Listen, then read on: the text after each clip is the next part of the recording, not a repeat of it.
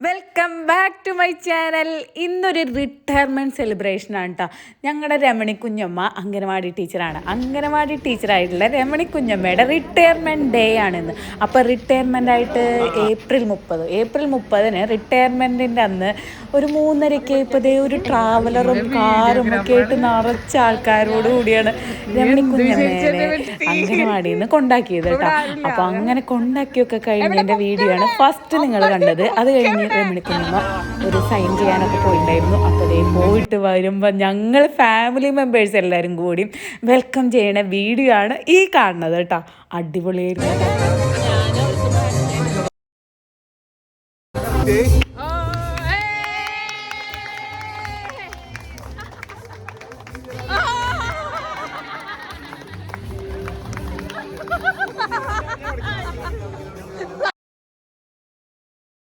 അങ്ങനെ 3 ആൺമക്കളും കൂടി ദേ ബൊക്കെ കൊടുത്ത് ഉമ്മയൊക്കെ കൊടുത്ത് ദേ വെൽക്കം ചെയ്യാണ് കേട്ടോ രമണി കുഞ്ഞമ്മേനെ. അപ്പോൾ ഈ ഫംഗ്ഷനൊക്കെ അടിപൊളിയായിരുന്നു. ഒരു സായന്തനത്തിലേക്ക് നിങ്ങളെല്ലാവരെയും സ്വപ്ന തുല്യമായിട്ടുള്ള ഒരു സായാഹ്നമായിട്ട് ഇത് മാറുമെന്ന് ഇത് ഒരുക്കുന്ന സമയത്ത് തോന്നിയിരുന്നില്ല. പക്ഷെ ഇതിപ്പോ എല്ലാവരും അമ്മയെ 28 വർഷം ഒരു നാടിന് വേണ്ടി കുട്ടികൾക്ക് വേണ്ടി ജോലി ചെയ്ത് അവസാനം ഞാൻ അതിൽ നിന്നും വിട്ടുപിരിയുമ്പോൾ അവർ ഒപ്പിട്ട് കൊടുക്കുന്ന സമയത്ത് അമ്മയ്ക്ക് ഉണ്ടാവുന്ന ഒരു വികാര വിക്ഷോഭങ്ങളെ കുറിച്ച് പറയുമായിരുന്നു. അത്രയും ധന്യമായിട്ടുള്ള ഈ ഒരു ദിവസത്തിലേക്ക് നിങ്ങൾ ഓരോരുത്തരും ഇന്നിവിടെ വരാനെടുത്ത ആ ഒരു എഫേർട്ടിനെ ഒരുപാട് നന്ദിയോടെ ഓക്കെയാണ്. എല്ലാവർക്കും ഒരിക്കൽ കൂടി ഈ ഒരു പരിപാടിയിലേക്ക് കൊച്ചു പരിപാടിയിലേക്ക് ഞാൻ സ്വാഗതം ചെയ്യുകയാണ്.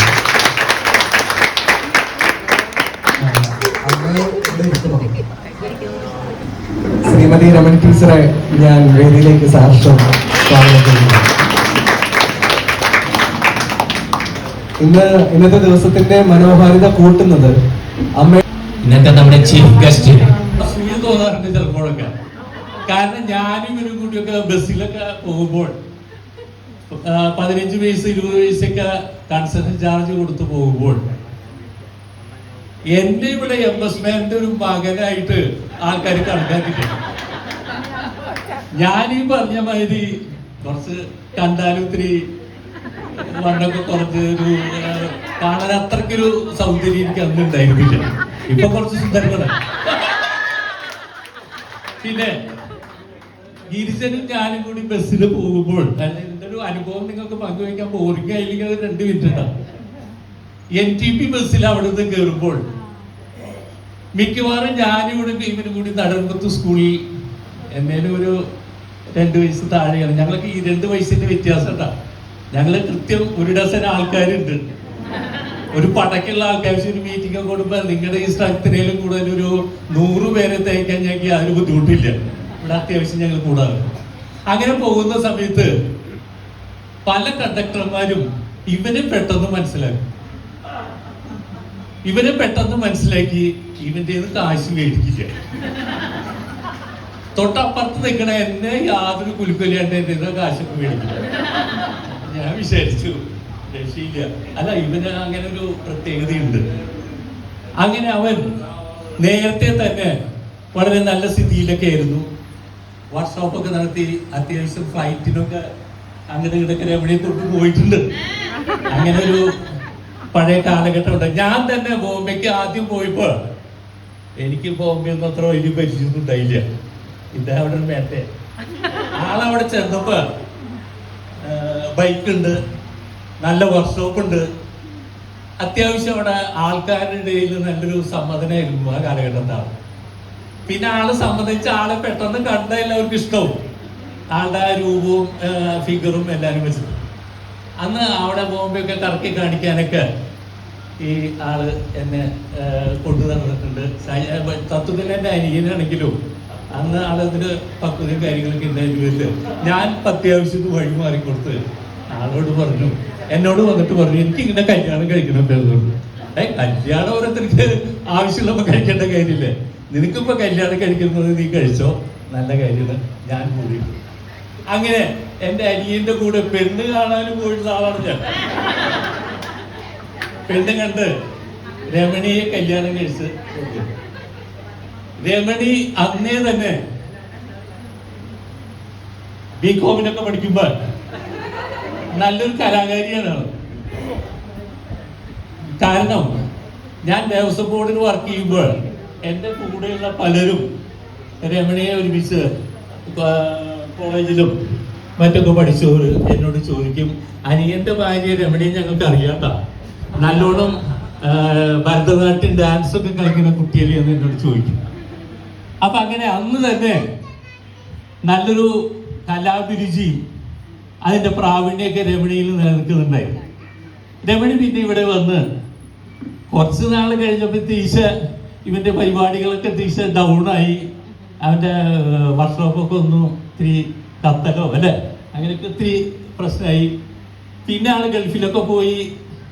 പിന്നെ മടങ്ങി ആള് സ്വസ്ഥമായിട്ട് റിട്ടയർമെന്റ് ജീവിതം വളരെ നേരത്തെ തന്നെ തുടങ്ങിയാണ്. അപ്പൊ അങ്ങനെയുള്ള ഒരാളാണ് ഗിരിജ. പക്ഷെ എങ്കിലും ടീച്ചറിനുള്ള ജോലി ലഭിച്ചപ്പോൾ തന്നെ അതിന്റെ അർത്ഥത്തിൽ തന്നെ ആ ജോലിയുടെ ഗൗരവം മനസ്സിലാക്കിക്കൊണ്ട് ആ രമണി പടിഞ്ഞാട്ട് എൻ്റെ വീടിന്റെ മുന്നിൽ കൂടെയാണ് പണ്ടൊക്കെ ആദ്യം പോവുക. രമണി കാൽനടയായിട്ട് ഇങ്ങനെ പടിഞ്ഞാട്ട് പോകുമ്പോൾ തന്നെ ഞാൻ രമണി ആ ജോലിയുമായിട്ട് പൊരുത്തപ്പെട്ട് വളരെ നല്ല രീതിയിൽ അത് കൊണ്ടു നടക്കുകയും എനിക്ക് പിന്നെ ഈ അംഗൻവാടി ടീച്ചറായിട്ടൊരു ചെറിയ ബന്ധമുണ്ട് കേട്ടോ. എൻ്റെ സഹധർമ്മിണിയുടെ അമ്മ ഒരു അംഗൻവാടി ടീച്ചറായിരുന്നു.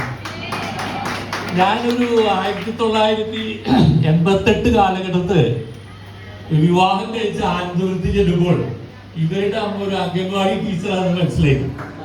അന്ന് തന്നെ ഈ അംഗൻവാടി ടീച്ചർമാരുടെ പൊന്നാപ്പുകൾ കുറെ എനിക്കറിയാം.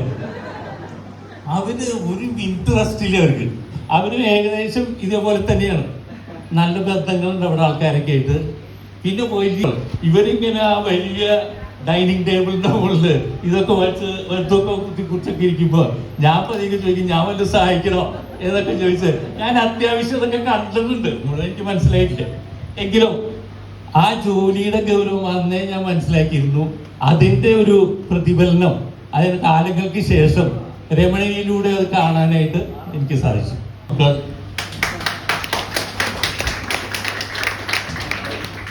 3 മക്കൾ എന്ന് പറഞ്ഞു കഴിഞ്ഞാൽ മൂത്ത ആള് കണ്ണൻ. ഇവരൊക്കെ 8 വരെ ബാല്യകാലം തൊട്ട് നമ്മളിങ്ങനെ അവരുടെ ഓരോ കാര്യങ്ങളൊക്കെ വീക്ഷിച്ചുകൊണ്ട് നിൽക്കുക. ആ മൂത്ത മകനായ കണ്ണൻ ശരിക്കും വളരെ, എൻ്റെ ഓർമ്മ ശരിയാണെങ്കിൽ പുതുക്കാട് പ്രചോദി നികേതനിൽ അവിടുന്ന് MBA ഇലക്ട്രോണിക്സ് പഠിച്ച് പാസ്സായി. പിന്നെ ഈ രമണിയുടെ അല്ലേ മോൻ അത്യാവശ്യം ഗിരിജന കലാവാസന ഇല്ലായിരുന്നില്ല കേട്ടാ. നല്ല പാട്ടൊക്കെ പാടുകള്. ഞങ്ങളൊക്കെ വേദികളുടെ ഇടയ്ക്കിടെ പാട്ടൊക്കെ പാടാറുണ്ട്. ഈ കണ്ണൻ അങ്ങനെ അവർ വളരെ വൈകാണ്ട് ജോലി കിട്ടി.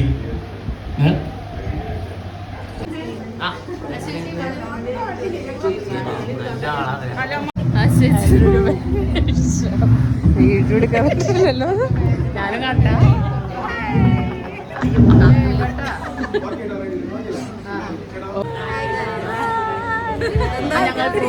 ഇനി തീർച്ചയായിട്ടും അമ്മ മാത്രമല്ല ഇതിലുള്ള ചില കാര്യങ്ങൾ എല്ലാവരും ഒത്തുനോക്കുന്നത് നിങ്ങളുടെ കയ്യിലുള്ള 2 വാക്ക് കേൾക്കാൻ വേണ്ടിയിട്ടാണ്.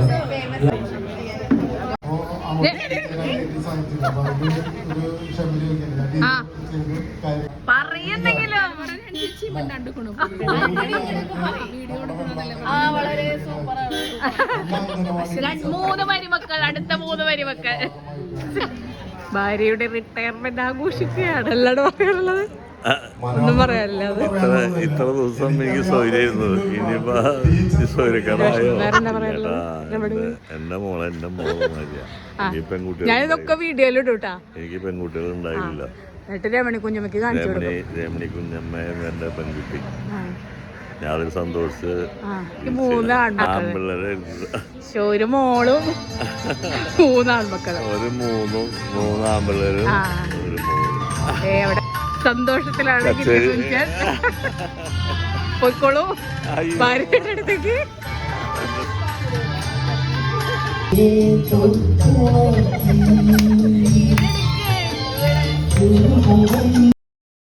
അങ്ങനെ റിട്ടയർമെൻറ്റ് ഫംഗ്ഷനൊക്കെ അടിപൊളിയായിട്ടുണ്ട്. ദേ പാട്ടൊക്കെ ഉണ്ടായിരുന്നു കേട്ടോ. ഈ പാട്ടൊന്നും നമുക്ക് ബാക്ക്ഗ്രൗണ്ടിൽ ഇടാൻ പറ്റില്ലല്ലോ, അപ്പം തന്നെ കോപ്പി റൈറ്റ് കിട്ടും. ഈ ട്യൂൺ വന്നപ്പോൾ തന്നെ കോപ്പി റൈറ്റ് കിട്ടിയോ എന്ന് എനിക്കറിയില്ല.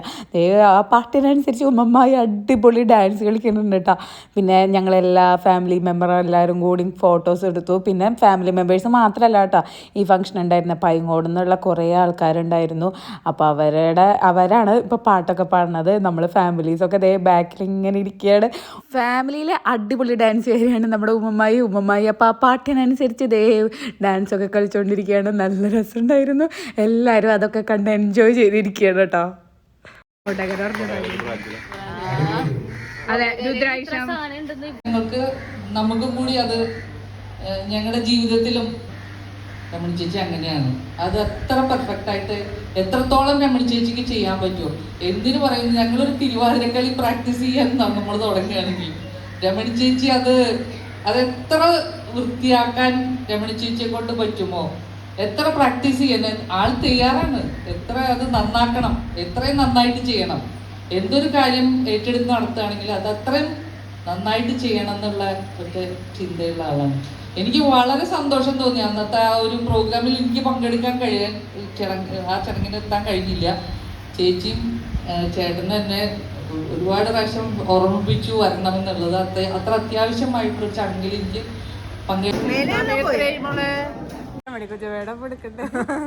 ഞാനും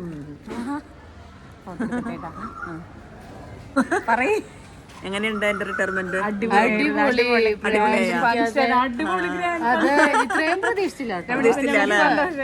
സന്തോഷമായി.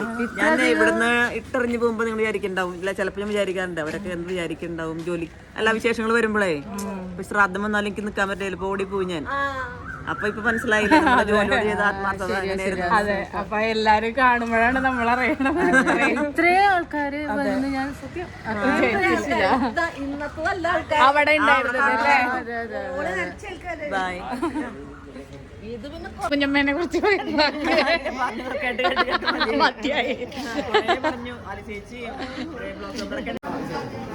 അങ്ങനെ ഫാമിലിയിലെ കുറേ ആൾക്കാരും പിന്നെ അവിടുത്തെ അംഗനവാടിയിലത്തെ ആൾക്കാരൊക്കെ കൂടി പ്രസംഗിച്ച് പ്രസംഗമൊക്കെ കഴിഞ്ഞു. ഇനി പാട്ടുമൊക്കെ കഴിഞ്ഞു. ഇനി ഞങ്ങളിതേ അടുത്ത മെയിൻ പരിപാടി ഫുഡിങ്ങിലേക്ക് കിടന്നിട്ടുണ്ട്. അപ്പോൾ ബിരിയാണിയും ഫ്രൈഡ് റൈസും ചിക്കനും ഒക്കെ ആയിരുന്നു. അപ്പോൾ അതെല്ലാം എടുത്ത് ഞങ്ങൾ ഫുഡിങ്ങിലേക്ക് കിടന്നു. എല്ലാവരും പോയിട്ടാ. അപ്പോൾ ഞങ്ങൾ ലാസ്റ്റ് ഡേ വന്ന് ഫുഡ് കഴിക്കുകയാണ്. അപ്പോൾ ഫുഡ് കഴിക്കട്ടെ കേട്ടോ. പിന്നെ നമ്മുടെ വീഡിയോ ലൈക്ക് ചെയ്യാനും സബ്സ്ക്രൈബ് ചെയ്യാനൊന്നും മറക്കരുത്. അപ്പോൾ നമുക്ക് അടുത്ത വീഡിയോ ആയിട്ട് കാണാം കേട്ടാ. ടാറ്റാ.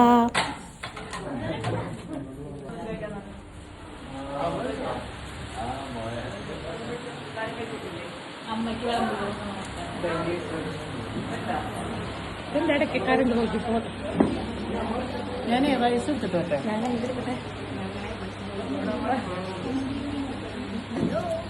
ഹലോ, എന്നെ കാണുന്നുണ്ടോ? നന്നായിട്ട് കാണുന്നുണ്ട്. എന്തൊരു ഫീലിയാ. അമ്പിമായി നോക്കൂ. ആ ഓക്കെ. ആ എന്ന് കൊടുക്കണേ.